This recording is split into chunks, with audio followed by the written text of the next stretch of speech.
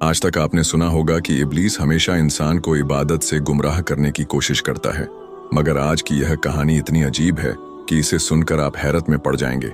एक शख्स अंधेरी रात में नमाज अदा करने के लिए अपने घर से निकला। रास्ता बहुत अंधेरा था और चलते हुए उसे ठोकर लग गई। वह मुंह के बल गिर पड़ा और कीचड़ से लथपथ हो गया। गंदे कपड़े देखकर वह वापस घर लौटा, लिबास बदला और फिर से मस्जिद की ओर रवाना हुआ। अभी कुछ ही कदम चला था कि उसे दोबारा ठोकर लगी और वह फिर गिर पड़ा, मगर उसकी हिम्मत कम न हुई। वह फिर घर लौटा, कपड़े बदले और एक बार फिर मस्जिद की ओर बढ़ा। इस बार जब वह घर से बाहर निकला तो दरवाजे पर एक अजनबी खड़ा था, जिसके हाथ में एक चमकता हुआ चिराग था। अजनबी चुपचाप उसके आगे आगे मस्जिद की तरफ चल पड़ा। चिराग की रोशनी में इस बार रास्ता साफ नजर आ रहा था और वह बिना किसी मुश्किल के मस्जिद पहुंच गया। मस्जिद के दरवाजे पर वह अजनबी ठहर गया और नमाजी अंदर चला गया। नमाज अदा करने के बाद जब वह बाहर निकला तो देखा कि वह अजनबी अभी भी खड़ा था, मानो उसे घर छोड़ने आया हो।